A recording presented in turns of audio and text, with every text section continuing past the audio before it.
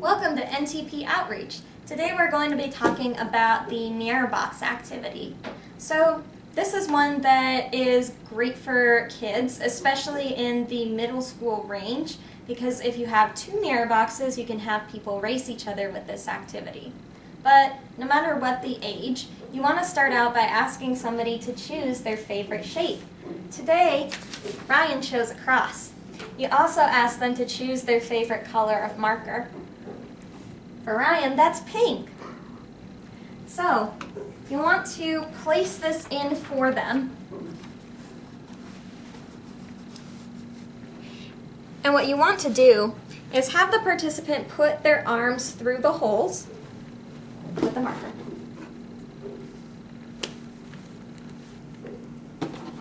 And you'll want to make sure that the shape is not able to be seen through this top part.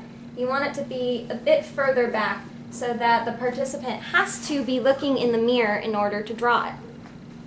And so ask them to trace around the shape using the marker.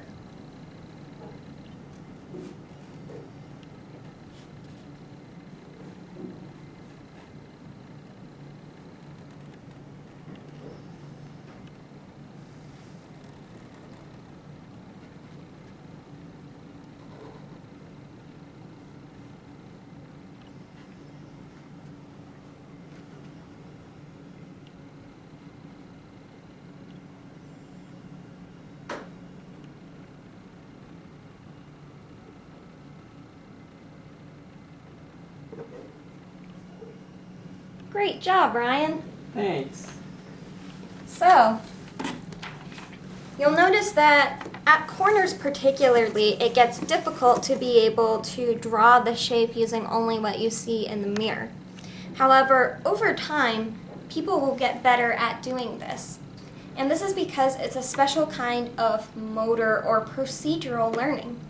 So the story that we like to tell using this activity is about the different kinds of memory and the different kinds of learning that exist in the brain. So there's what happens to us on a day-to-day basis and the events that we go through. That's called declarative memory.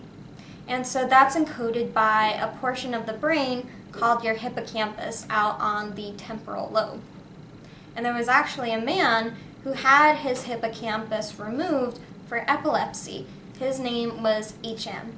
And so HM was actually a huge deal in the neuroscience field because he allowed us to see that there are different kinds of memory that are encoded by different parts of the brain. And so declarative memory is being able to remember what happened to you is encoded by the hippocampus. And so HM could no longer do this. He had what was called anterograde amnesia. So that means not being able to make new memories moving forward. However, HM could remember how to do certain procedures, so he still remembered how to play the piano. So researchers actually had him do this task every single day to see if he could learn how to get better at it. And every time he would do the mirror box drawing task, he would say that it was his first time doing it and that he did not remember doing it before. And over time, HM was able to get very skilled with this and do this very easily. And that's because the procedural kind of learning, so learning how to do new things, is actually encoded by more of your cerebellar processes than it is your declarative memory processes. And so you can actually train yourself to do better at this if you had the time and the will to do so. You'll sometimes get participants who are very skilled at it without doing this a great number of times. They just have a natural talent for it. So you can kind of play around with them and say that they must have a very developed cerebellum or that they're probably really great at sports because they have really great natural coordination.